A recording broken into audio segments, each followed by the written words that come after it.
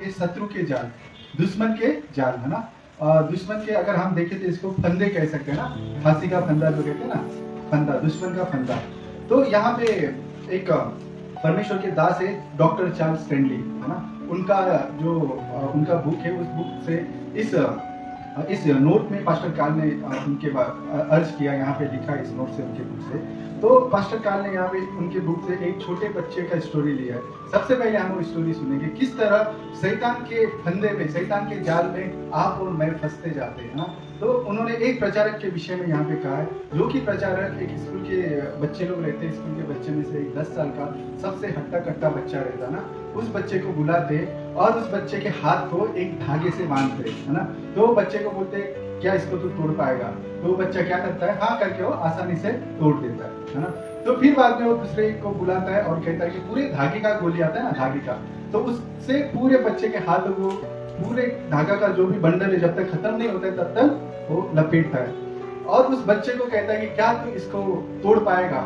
वो बच्चा बहुत कोशिश करता है, हाथ को छोड़ने के लिए आना, अपने पूरे जोर को, अपने पूरे ताकत को लगाता है, वो नहीं खोल पाता है, उस बंधन को तोड़ नहीं पाता है। तो प्रचारक क्या कहता है, कैंची लेके उसको काट देता है ना। तो यहाँ पे हम क्या देखते हैं कि आप और मैं शैतान के जाल में, शैतान के फंदे में एक एक परत है ना, एक एक लपेटते हैं ना धागा, एक एक जिस तरह धागा लपेटता है वैसे आप और मैं क्या होते हैं, फंसते जाते हैं। जब पहला लपेटा जाएगा धागा, पहला शैतान अपने तीरों को डालेगा, हम सोचेंगे थे हम इस चीज से निकल जाएंगे है ना, हम इस चीज से हम लोग निकल सकते हैं ना, इस चीज को हम कवर कर सकते हैं, इस चीज को हम छुपा सकते हैं, हम सोचने लगेंगे। लेकिन जब दूसरा, तीसरा, चौथा बनते जाएगा तो क्या होगा, हम उस चीज से हम बाहर निकल ही नहीं पाएंगे। जिस तरह वो बच्चा उस धागे को पूरे उसके हाथ को बांधा था, वो खोल नहीं पाया, उसी तरह हम क्या करेंगे, झूठ पे झूठ, झूठ पे झूठ, झूठ पे झूठ हम क्या करेंगे, बोलते जाएंगे है ना। शैतान इस तरीके से आपके और मेरे जीवन में क्या करता है, अपने तीरों को डालता है, अपना उछाल चलता है। तो यहाँ पे सबसे पहले हम आइए वचन को देखते। पहला हम तीमुथी की पुस्तक को खोलेंगे।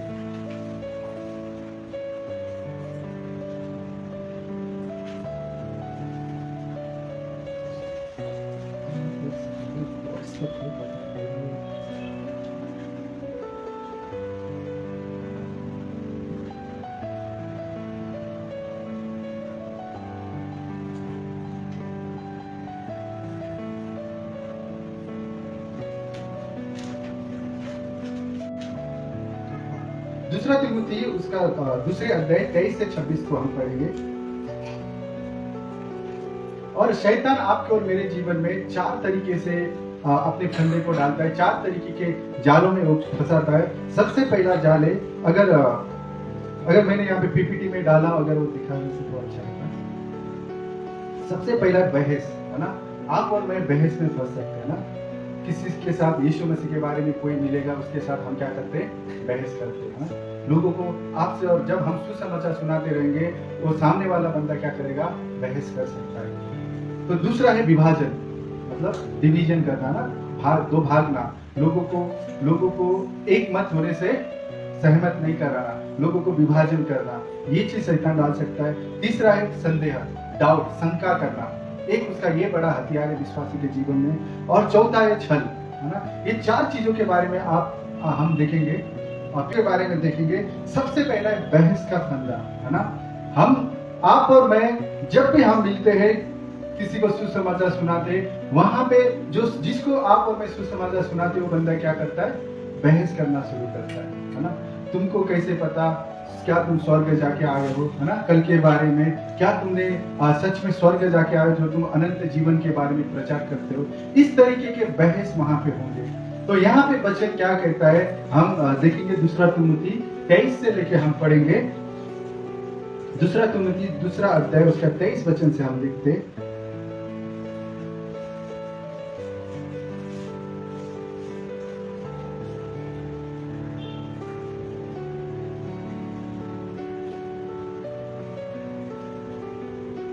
यहाँ वचन इस तरह कहता है, पर मूर्खता और अविद्या के विवादों से अलग रहे, क्योंकि तू जानता है कि उनसे झगड़े होते हैं और प्रभु के दास को झगड़ालू होना ना चाहिए। सब के साथ कोमल और शिक्षा के निपुण और सहनशीलता हो, और विरोधियों को नम्रता से समझाए। क्या जाने परमेश्वर उन्हें मन फिराव का मन दे कि वे भी सत्य को पहचाने और इसके द्वारा उसकी इच्छा पूरी करने के लिए सचेत होकर शैतान के फंदे से छूट जाए। हमें यहाँ पे हम देखते हैं कि हमेशा जब भी विवाद होता है हमें वहां से निकल जाना चाहिए, है ना। आज आप और मैं सोशल मीडिया पे देख सकते, यूट्यूब पे देख सकते, वहां पे विवाद होते होते क्या होता है, बखेड़ा खड़ा होता है ना, वहाँ पे पूरा कोर्ट कचहरी होता है। वहाँ पे हम देखते हैं कि चर्च के पास्टर, अगुवे, लीडर जो भी है, उन लोगों को विरोधी जो क्या करता है, जेल तक लेके जाता है ना। तो ऐसे मामलों से हमें क्या करना है, भाग जाना है ना, क्योंकि हमें झगड़ा तो नहीं होना है ना। हमें लोगों के साथ ज्यादा बात विवाद नहीं करना है। हमें क्या करना है, भाई मैं इस विषय में कभी और दिन हम चर्चा करेंगे, है ना, इस विषय में हम कभी मिलेगा समय तभी हम बातचीत करेंगे। इस तरह करके हम उस जगह से क्या हो सकते, निकल सकते। ये सबसे बड़ा शैतान का चाल है जो विश्वासियों को संसार में, है ना, संसार के कानून में, संसार के लोगों के जो नियम कानून है वहां पे विश्वासियों को फंसा सकता है, ताकि हम ऐसे चीजों से हमें क्या होना है, चालाकी से निकलना है। वचन क्या कहता है, हमें कबूतर जैसा क्या होना है, सीधा होना है ना।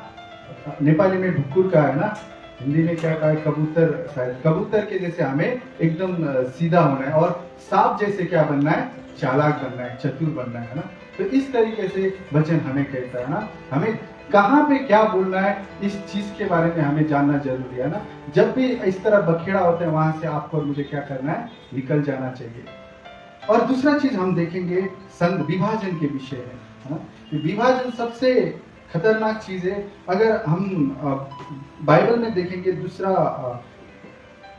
हम देख सकते हैं कि इजराइल कितने गोत्र, एक ही इजराइल था ना। इजराइल क्या था, एक ही इजराइल था। इजराइल को दो भाग में विभाजन होते हुए हम पाते हैं ना।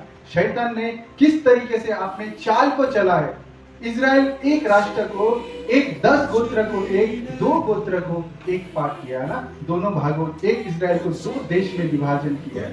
उसी तरीके से आज कलीसिया में भी विभाजन होता है ना। कोई लोग बोलते इतने सब स्मार्ट लोग, इतने सब बुद्धिमान है, हम सब उनके ग्रुप में, है ना। इतने लोग, हमें कुछ नहीं आता है, हम केवल संडे को आते हैं, हमें समझ में नहीं आता है, हम ना समझने वाले का एक झुंड बनाते हैं, बोलते हैं ना। इस तरीके से चर्च में भी विभाजन होता है। आइए हम लोग वचन को पढ़ेंगे। पहला राजा उसका 11 अध्याय से लेकर 12 अध्याय तक है। हम कुछ ही पदों को पढ़ेंगे उसमें से।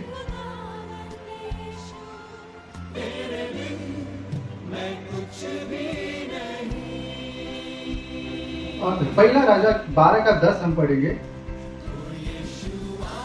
यहाँ पे जो सुलेमान था, सुलेमान ने जो इजरायली लोगों पे जो अपने हुकूमत को चलाया था ना, जैसे कि उसने उसकी 700 बीवियां और 300 रखेल थी, तो उसने क्या किया था, अपने अलग अलग जो भी उसकी बीवियां है उनको बोला था कि वो अपने देवी देवताओं को पूज सकती है ना।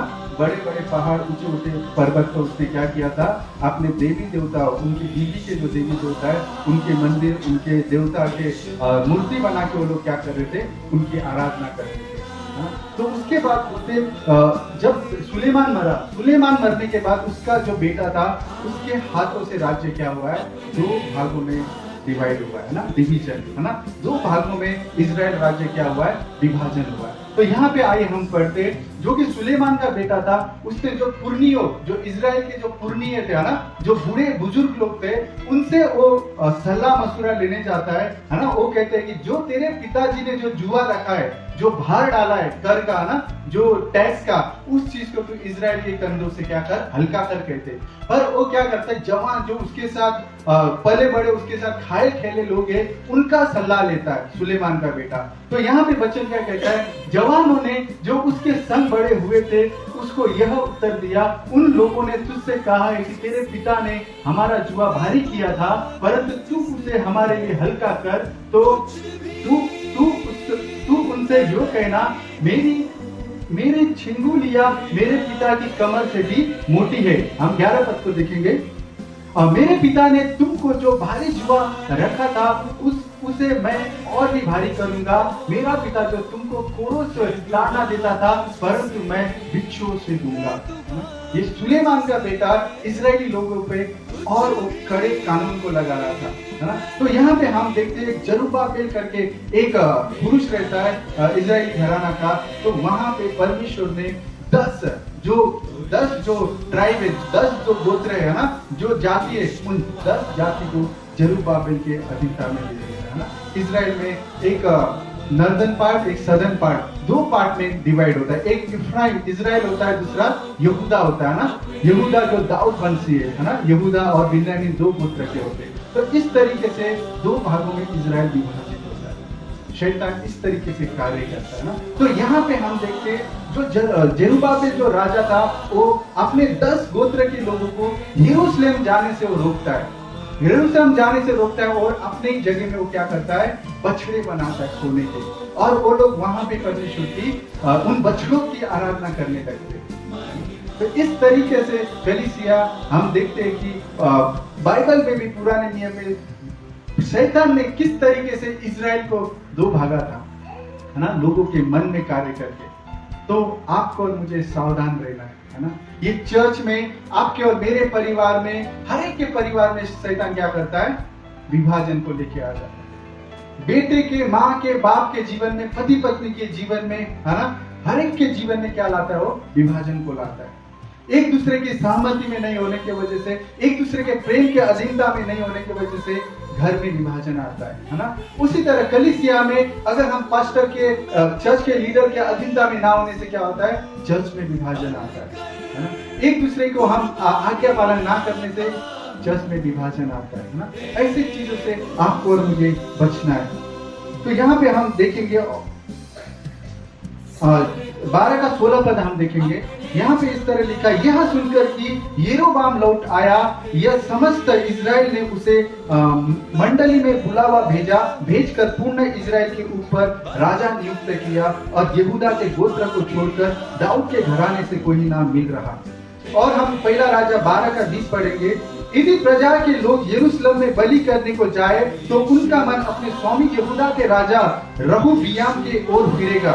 जो रहूबियाम जो सुलेमान का बेटा था ना, तो उसकी ओर फिरेगा और मुझे घात करने यहूदा के राजा रहूबियाम के हो जाएंगे। और हम 12 का 17 पढ़ेंगे। तो राजा ने सम्मति लेकर सोने के 2 बछड़े बनाए और लोगों से कहा, यरूशलेम को जाना तुम्हारी शक्ति से बाहर है, इसीलिए इजराइल अपने देवता को देखो जो तुम्हें मिस्र से निकाल लाया है। और हम 12 का 28 पढ़ेंगे। तो उसने एक बछड़े को बेतल और दूसरे को दान में स्थापित कर दिया, है ना। 10 गोत्र जो एक पार्ट में थे इजराइल के, उन्होंने दो कोने में क्या किया, दोनों बछड़े को स्थापित किया, 2 मंदिर बनाए। तो वहां के लोग यरूशलेम में नहीं जा रहे थे, है ना, परमेश्वर के भवन में नहीं जा रहे थे अपने बलियों को लेके, अपने आराधना को लेके। तो वहां पे हम क्या पाते हैं, विभाजन, है ना। इस तरीके से इजराइल 2 भागों में बढ़ गया। इजराइल का इजराइल जो देश है वो गुलामी में चला गया। इजराइल का जो देश, इजराइल जो 10 जो ट्राइब है वो परमेश्वर से दूर हो गए। कलीसिया आपको और मुझे एकदम सावधान रहना है ना। वचन कहता है, दीन नजी के आना और शैतान गरजने वाले सिंह के समान खड़ा है।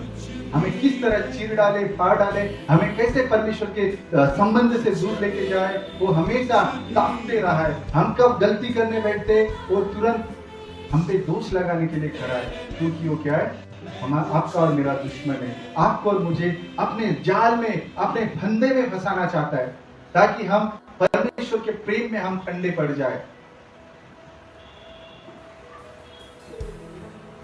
और इससे हम देखते हैं कि जब हम विभाजन होते हैं ना, विभाजन होने के बाद आपका प्रेम ठंडा होता है ना, परमेश्वर से लोग दूर जाते जब विभाजन होता है ना। जब वहां पे हम देखते इजरायली पार्ट विभाजन हुआ, वो बेबीलोन के गुलामी में गया, है ना। बेबीलोन राजा ने उन्हें कैद में लिया। तो इस तरीके से कलीसिया, जब हम विभाजन में होते, जब हम चर्च से हम दूर जाते, हम बाइबल में पाते कि उड़ाव पुत्र के विषय में, है ना, एकदम उड़ाव पुत्र का बाइबल में सबसे पसंदीदा, है ना, सब लोग ने बचपन से, छोटेपन से, शायद संडे स्कूल से सुनते आते हैं ना उड़ाव पुत्र के बारे में। तो उड़ाव पुत्र जब घर से बाहर गया तो उसने किन चीजों का सामना किया?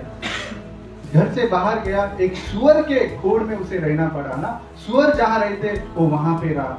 इंसान खाने वाले खाना नहीं, सुअर खाने वाला वो चना खाने लगा, है ना, जब घर से दूर होता है। शैतान यही चाहता है कि आपके और मेरे संबंध को तोड़े, आपके और मेरे घर के रिश्ते को तोड़े, है ना, माता पिता के साथ के जो संबंध है उनको तोड़े। उसके वजह से हम क्या हो जाते, एक जिसका कोई भी नहीं, अनाथ हो जाते हैं ना, हमें देखने वाला कोई नहीं होता है। उड़ाव पुत्र के ऊपर तू सही कर रहा है, तू गलत कर रहा है करने वाला उस जगह पे कोई भी नहीं था, क्योंकि वो अपनी मनमानी कर रहा था। उसने जो अपनी संपत्ति लेके गया था उस संपत्ति को उड़ा रहा था। उस समय में उसे तू ये खराब कर रहा है, तेरा पैसा वेस्ट हो रहा है करके उसे समझाने वाला कोई नहीं था, क्योंकि वो अपने पिता से, अपने परिवारों से वो क्या हुआ था, अलग गया था, अपनी मनमानी कर रहा था। इसके लिए आपको और मुझे हमेशा अपने परिवार से, अपने कलीसिया से हमेशा जुड़े रहना है ना। कई बार हम क्या कहते हैं, परमेश्वर से प्रेम करते बोलते हैं ना, परमेश्वर से प्रेम करते कहना आसान है, लेकिन हम चर्च से प्रेम करते, ये सबसे मुश्किल है ना। यदि हम चर्च से प्रेम करते तो हम विभाजित नहीं होंगे, है ना, हम अलग नहीं होंगे अगर हम चर्च से प्रेम करते हैं तो, क्योंकि चर्च के हर एक सुख दुख में आप और मैं शामिल होंगे। कहने का अर्थ है कि चर्च के किसी भी लोगों को कुछ होता है तो आप और मैं वहां पे शामिल होंगे, है ना, उनके सुख दुख में हम हाजिर होंगे, क्योंकि अगर हम चर्च से प्रेम करते हैं। बाइबल चर्च किसको कहा है? बाइबल ने आपको और मुझे कहा है, ना कि ये चार दीवारों को, ना ये अच्छा एसी लगा है, अच्छे चेयर है, अच्छे गद्दे, इसको चर्च नहीं कहा है। चर्च आप और मैं है, आपको और मुझे एक दूसरे के सहभागिता में रहना है ना। इसके लिए हम प्रभु भोज लेते हैं, है ना, क्यों लेते? एक दूसरे के साथ सहभागिता रहे ना, एक दूसरे के प्याले में से पिए। आज हम अलग अलग प्याले में से पीते हैं, लेकिन जब यीशु मसीह के समय में उन्होंने उस समय में जो प्याला था, सभी चेलों ने क्या किया था? एक प्याले में से पिया था ना, एक कटोरे में से पिया था, एक रोटी में से खाया था, है ना, एक सहभागिता को दर्शाता है।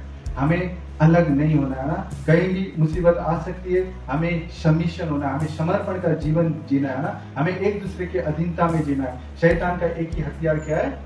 हमें प्रेम से, परमेश्वर के अधीनता से, परमेश्वर के छत्र छाया से, है ना, परमेश्वर के लोगों के साथ के संबंध से हमें अलग करने का उसका क्या है? सबसे बड़ा हथियार है। तो आइए हम तीसरी ओर देखेंगे संदेह के विषय में, है ना, संदेह जो डाउट है ना, डाउट हम आज दुनिया भर में लोग सबसे पहले किस पे डाउट करते हैं? बाइबल पे डाउट करते हैं ना। लोग सबसे पहले कहते हैं ये तुम्हारा बाइबल 1000 साल पहले लिखा गया है ना, और 40 लोगों ने लिखा है, और वो मनुष्य थे और वो पापी थे, है ना, वो सिद्ध के नहीं थे। इस तरीके से लोग क्या कहते हैं? बाइबल पर संदेह करते हैं ना। तो अगर हम देखें बाइबल, दूसरा तिमोथी 3:16 क्या कहता है? दूसरा तिमोथी 3:16 क्या कहता है?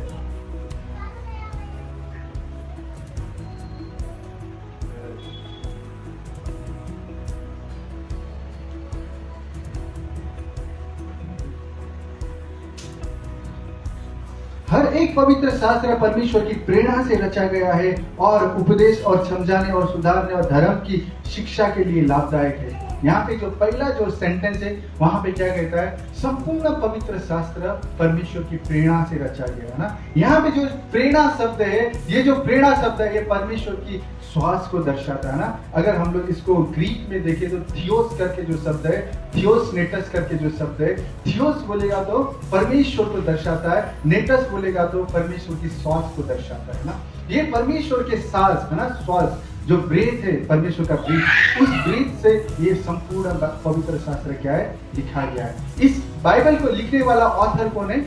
लेखक कौन है? पवित्र आत्मा है ना। पिछले सप्ताह जब हम पुरुषों का सभा और स्त्री का जो सभा हुआ था, वहां पे पास्टर बिनू कह रहे थे कि हम दुनिया के जितने भी नोबल, जितने भी बुक पढ़ते हैं, उनका जो राइटर है, जो ऑथर है, वो साथ में नहीं रहता है, लेकिन जब कभी हम इस बाइबल को पढ़ते हैं, इस बाइबल को लिखने वाला आपके और मेरे साथ रहता है। आमीन।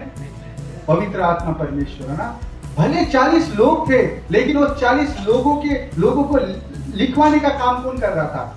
पवित्र आत्मा परमेश्वर कर रहा था ना। हम बाइबल में पढ़ते पतरस, जो यूहन्ना, जो चेले लोग वो कौन थे? एक मछुआरे थे, है ना। उनके लिए काला अक्षर भैंस बराबर था, है ना। उनके लिए पढ़ना लिखना उन्हें आता नहीं था, तो उन्होंने ये बुक, आज हम लोग जो आज के लोग इस बाइबल का डिग्री करके अपने नाम के आगे क्या लगाते? डॉक्टर लगाते, है ना, अपने नाम के आगे। ये बाइबल को लिखा किसने? एक अनपढ़ लोगों ने, है ना। वो अनपढ़ लोग थे, लेकिन परमेश्वर के पवित्र आत्मा की सहभागिता में लिखा था। कलीसिया, इसके लिए आपको और मुझे बाइबल पर कभी भी संदेह नहीं करना है ना। बाइबल क्या है? परमेश्वर का वचन है, जीवित वचन है। ये वचन लोगों के जीवन को परिवर्तन करता है। ये वचन लोगों को नरक से छुड़ाता है। ये अनंत का वचन है, तो हमें इस पर संदेह नहीं करना है। जब कभी बहस होता है, वहां से हमने पहले क्या कहा? निकल जाना है। अगर कोई इंसान अगर कैसा ये कहता है, तो आपको और मुझे समझ लेना है वहां पे शैतान की चाल है ना। हमें वहां पे उस उलझन में फंसना नहीं है, वहां से आपको और मुझे निकलना है। तो सबसे पहले यहाँ पे अगर हम देखें, परमेश्वर के वचन पर संदेह होता है, और उसके बाद हम देखेंगे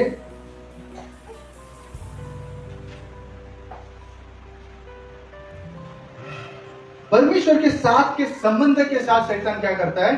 संदेह, डाउट डालता है ना। शैतान डाल सकता है कि परमेश्वर के साथ का जो संबंध है ना, अगर सच में तुम बचाए गए हो, तुम आज मरोगे तो क्या तुम स्वर्ग में अभी होगे? इस तरीके का संख्या आ सकता है ना। कई लोग बोलते हैं तुम अभी मरोगे तो क्या स्वर्ग में जाओगे? यस, बाइबल कहता है ना। हम यूहन्ना की पुस्तक, जो बाइबल का गोल्डन वर्स है, क्या है? गोल्डन, सुनहरा वचन है, यूहन्ना की पुस्तक 3:16। जो कोई यीशु पे विश्वास करता है वो नष्ट नहीं होगा, बल्कि क्या पाएगा? अनंत जीवन पाएगा, है ना। जिस राज्य में यीशु मसीह है, उस राज्य में जब आप और मैं ये शरीर को छोड़ेंगे, तुरंत वहां पे होंगे। आमीन। ये परमेश्वर का वादा है ना। कई लोग आपके और मेरे संबंध, जो परमेश्वर के साथ का संबंध है, उस पर हमें क्या कर सकते? संदेह डाल सकते, डाउट में डाल सकते। हमें रहना नहीं है। और कई बार ऐसा होता है कि हमें इस तरीके का भावना आ सकता है कि हमने उद्धार पाया है कि नहीं, है ना। ये सबसे बड़ा संदेह है ना। यदि हमने यीशु मसीह को किस तरह विश्वास किया है? क्या हमने एक दिन चर्च गए, चर्च में अच्छा म्यूजिक हो रहा था, चल रहा था, आराधना वर्शिप हो रहा था ना, लोग रो रहे थे, लोग चिल्ला चिल्ला के प्रार्थना कर रहे थे, तो अचानक एक सेंसेशन हुआ ना, तो मुझे अभी बपतिस्मा लेना चाहिए, मुझे यीशु मसीह को स्वीकार करना चाहिए। क्या इस तरीके से हमने यीशु मसीह को ग्रहण किया है एक भावना में आके? तो यहाँ पे क्या आ सकता है? संदेह आ सकता है ना। यदि हम भावना में कोई भी डिसीजन लेते, तो आपको अंत तक, मरने तक संदेह आएगा कि आपने उद्धार पाया है कि नहीं पाया, है ना। हम जब भी प्रभु यीशु को विश्वास करते, आपने पूरे होशो हवास में हमें विश्वास करना है ना। तो यहाँ पे यही है कि अगर हम लूका की पुस्तक हम पढ़ेंगे, लूका की पुस्तक 3 अध्याय 21 और 22 पद को हम पढ़ेंगे।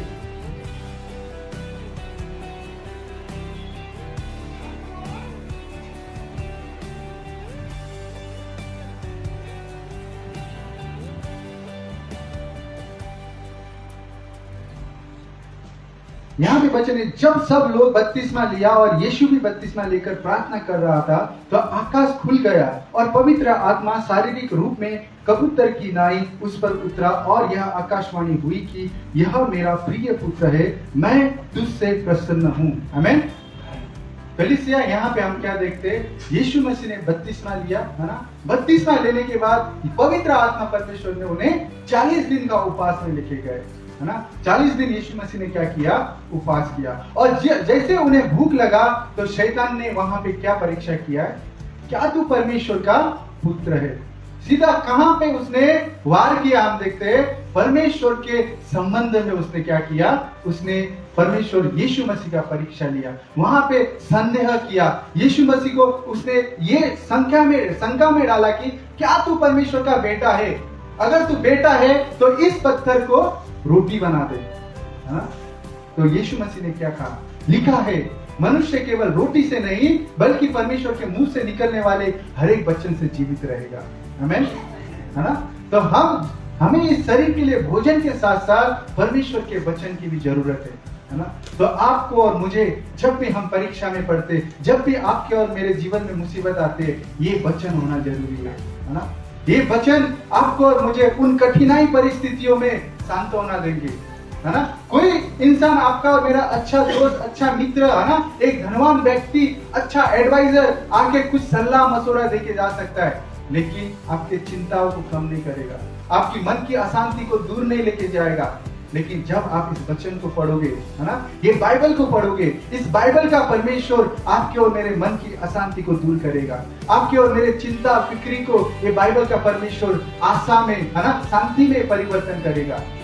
तो आपके और मेरे पास परमेश्वर के वचन होना अत्यंत जरूरी है। हमें इन वचनों को मुंह जुबानी याद करना चाहिए। जब भी हम देखते हैं बच्चे लोग की परीक्षा होती है, बच्चे लोग क्या करते हैं, हर एक प्रश्न के उत्तर दिमाग में डाल के जाते हैं ना, हर एक थॉरोली उन लोग प्रिपेयर होके पूरा याद करके जाते है ना, हर एक डिट्टो जो बुक में है उसी आंसर को पूरे तरीके से याद करके परीक्षा में एग्जाम देते है ना। तो आप और मैं क्यों नहीं कर सकते, है ना। जब आपके और मेरे जीवन में कोई समस्या आती है, हर एक समस्या का हल आपको और मुझे ये बाइबल में मिलेगा। आपके और मेरे पास वचन होना सबसे जरूरी है ना। आज आराधना के गीत भी आज के दिनों में बिना वचन के हो गए, है ना। बाइबल के आधार पर आराधना के गीत भी हमें आज के जो नए सॉन्ग है वो नहीं मिलेंगे, है ना। आज से 20-25 साल पुराने हम सॉन्ग सुनते तो उसमें पूरा वचन आधारित हमें आराधना के गीत मिलते, है ना। आज शैतान किस तरीके से चर्च में आराधना के लोग जो गीत लिखने वाले राइटर है, सॉन्ग राइटर, उनका इस्तेमाल करता है। तो कलीसिया आपको और मुझे अपने परमेश्वर के साथ के संबंध को परखना है ना। हमें उस संबंध में हम है क्या नहीं, है ना। आपने और मैंने विश्वास किया, बपतिस्मा लिया, है ना, किसी ने, या चर्च के पास्टर ने, या तो आपके माता पिता ने, या तो आप जिससे चर्च में अच्छा आपका संबंध है उसने तू ले की ले कहा, नहीं कहा ना। हमने किसी के जोर जबरदस्ती में बपतिस्मा नहीं लिए। जब भी हम बपतिस्मा लेते, जब भी हम यीशु मसीह को विश्वास करते, अपने व्यक्तिगत विश्वास से, अपने व्यक्तिगत निर्णय से हम क्या करते, विश्वास करते। उस विश्वास से हम परमेश्वर यीशु पर विश्वास करते तो हम उद्धार पाए हुए लोग हैं। आपका और मेरा उद्धार कोई भी छीन नहीं सकता, आपका और मेरा उद्धार कोई भी चुरा नहीं सकता, क्योंकि उसको आपने और मैंने कमाया नहीं है। अगर आप और मैं अपने उद्धार को कमाते तो शायद वो हम घुमा सकते थे, शायद उसको कोई हमसे चुरा सकता था। लेकिन उद्धार, इफिसियों की पुस्तक 2:8 में क्या कहता है कि उद्धार तो परमेश्वर का दान है ना। तो इस दान परमेश्वर ने दिया है तो आपसे और मुझे कोई चुरा नहीं सकता परमेश्वर के उद्धार को। तो हमें उद्धार पाया है कि नहीं करके इस पे हमें संदेह नहीं करना है। और शैतान यहाँ पे 3 तरीके से झूठ आपके और मेरे जीवन में डालता है। सबसे पहला झूठ डालता है कि तुम उद्धार पाए हुए लोग हो तो तुम पाप कैसे कर सकते हो, है ना।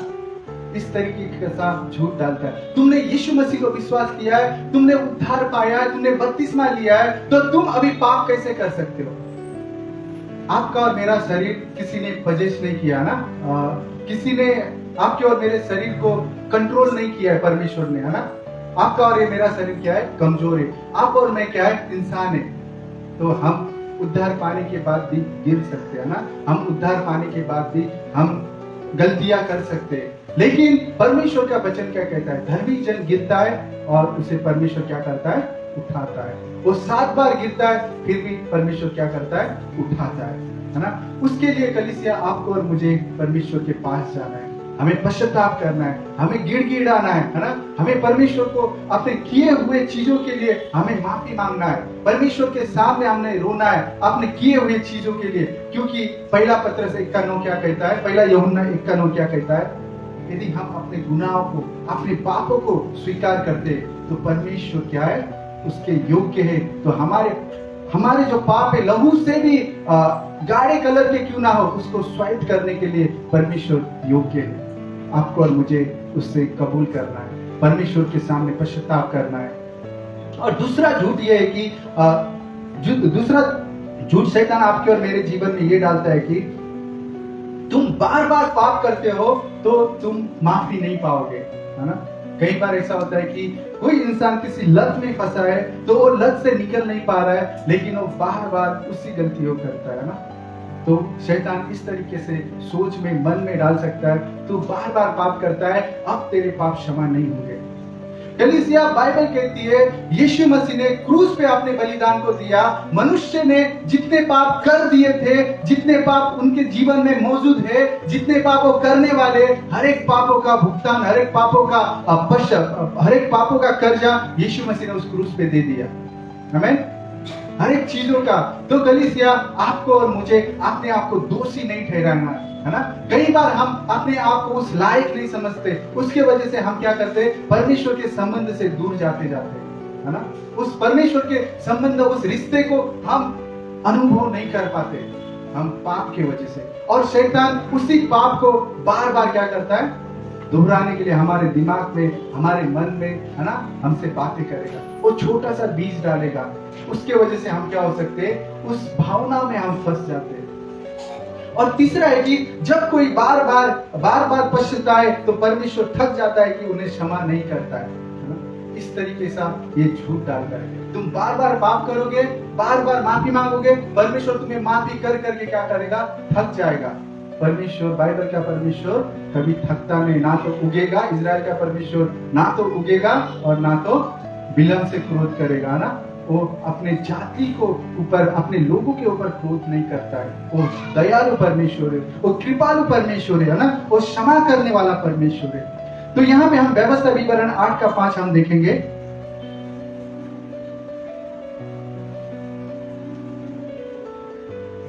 व्यवस्था विवरण 8:5। और हमारा एक ही बच्चा है कि छल के विषय में, तो 5 मिनट में हम अंत करेंगे।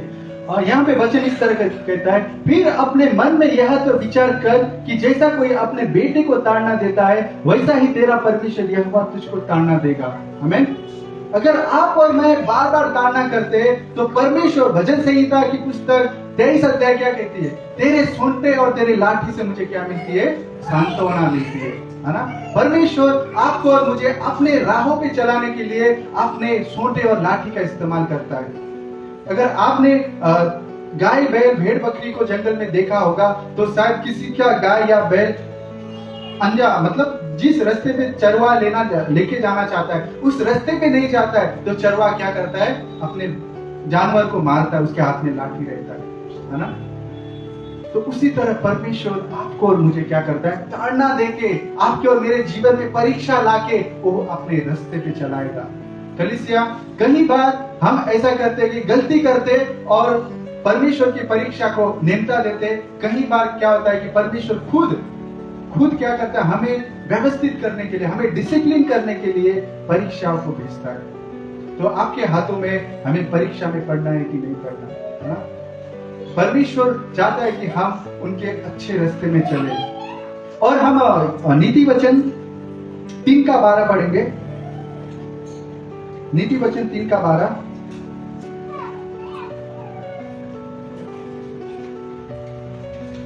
और यहाँ पे वचन इस तरह का कहता है कि क्योंकि यहोवा जिससे प्रेम रखता है उसको डांटता है, जैसे कि बाप उस बेटे को जिसे वह अधिक चाहता है। आमीन। परमेश्वर आपसे और मुझसे प्रेम करता है ना। वो आपको और मुझे उस उद्धार के मार्ग में, आप और मैं एकदम अच्छे से चले, है ना। उसके लिए परमेश्वर आपको और मेरे जीवन में अपने सोंटे और अपने लाठी का इस्तेमाल करेगा, अगर आप और मैं परमेश्वर के राह से भटक जाते हैं तो, है ना।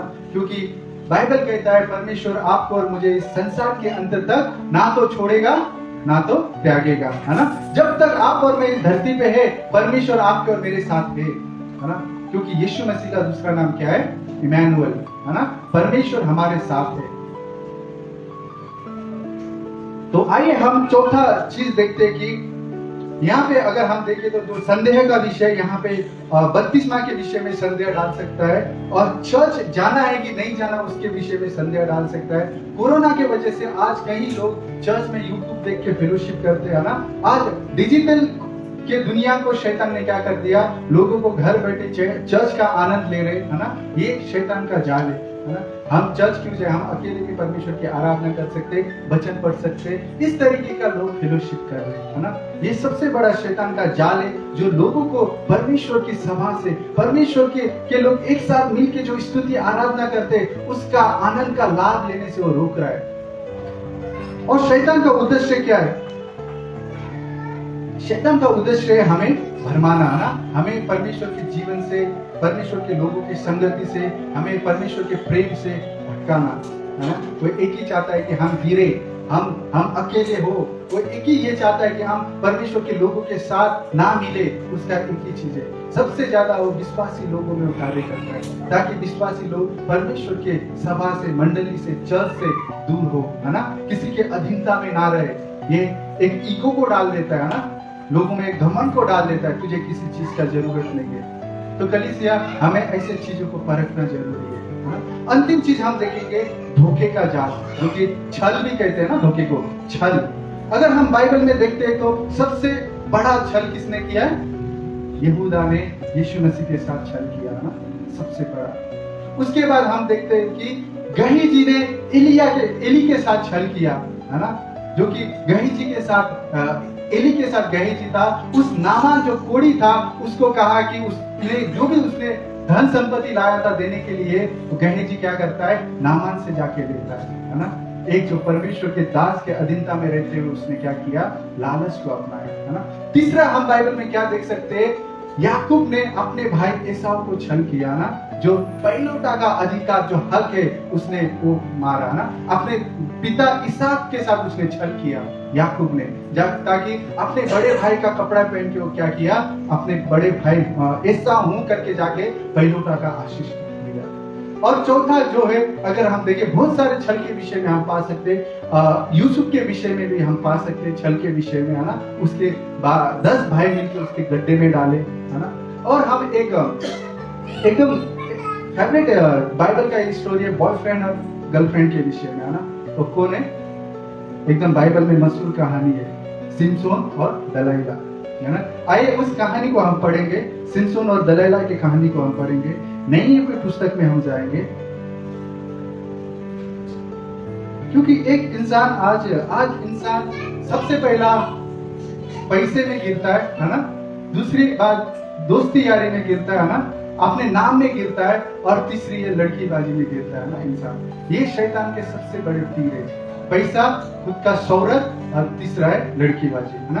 तो यहाँ पे जो परमेश्वर ने जिस बंदे को चुना था, है ना, जिस बंदे को इजराइल के छुड़ाने के लिए चुना था, वो इंसान एक लड़की के प्यार में गिर जाता है ना। वो अपनी जो कमजोर, उसका जो ताकत था, उस ताकत के, उस परमेश्वर का राज था, उस राज को क्या करता है? उस लड़की को बता देता है। यहाँ पे नई की पुस्तक 16 का 10 हम पढ़ेंगे।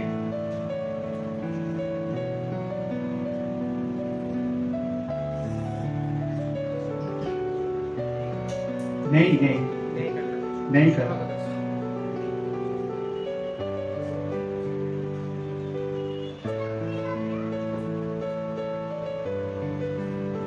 और ऐसा हुआ कि जब हारून, निर्गमन है, नहीं जज नहीं करता, जज।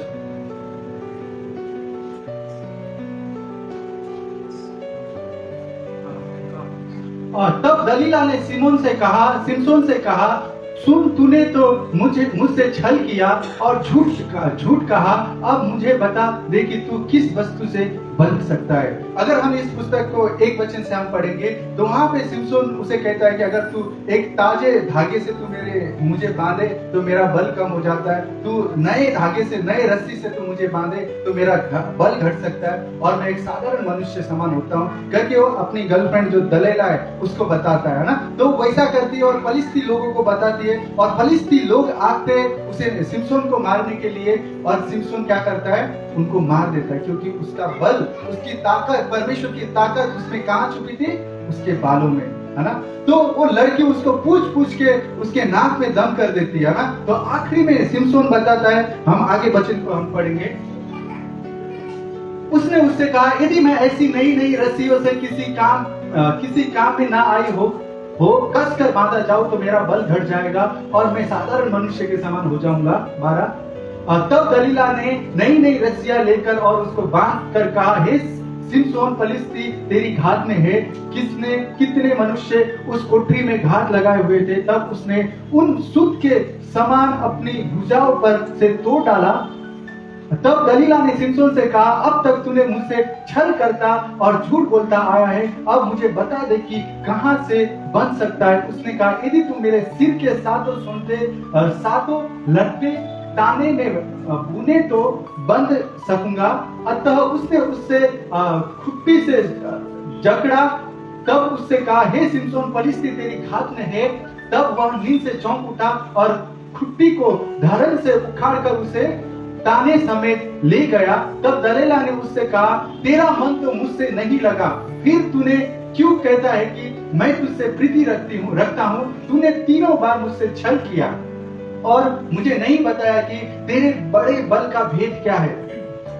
इस प्रकार जब उसने हर दिन बातें करते करते उसको तंग किया और यहाँ तक कि हट किया कि उसकी नाक में दम आ गया, तब उसने अपने मन का सारा भेद खोलकर उससे कहा, मेरे सिर पर छुरा कभी नहीं फिरा, क्योंकि मैं माँ के पेट से ही परमेश्वर का नाजिर हूँ। यदि मैं मुंडा जाऊं तो मेरा बल इतना घट जाएगा कि मैं साधारण मनुष्य के समान हो जाऊंगा। यहाँ पे एक छल है ना, उसको पता था इस तरह हो रहा है, फिर भी उसने क्या किया बता दिया। आखिरी में हम सिमसोन की कहानी क्या बात है, वो फलिस्तियों के अधीनता में चले जाता है ना। फलिस्ती लोग उसकी आंखें नोच लेते हैं ना, उसे बंदी गृह में डालते हैं ना। यहाँ पे एक लड़की, यहाँ पे सिमसोन का कहानी देखो है ना, एक लड़की ने उसके जीवन को तबाह कर दिया। उसी तरह मंडली, आपके और मेरे जीवन में आपका और मेरा एक पसंदीदा दोस्त हो सकता है ना, पसंदीदा आपके साथ मिलने वाला कोई हो सकता है जो हमें परमेश्वर के जीवन से दूर लेके जा सकता है। आपके और मेरे घर पे भी हो सकते हैं ना, जो कि परमेश्वर के जीवन से हमें दूर लेके जा सकते हैं। हमें सचेत रहना है, हमें छल कपट के बातों से सावधान रहना है, क्योंकि शैतान क्या है, चालाक है। 1 पत्रस 5:8 के अनुसार ना, वो गरजने वाले सिंह के समान है।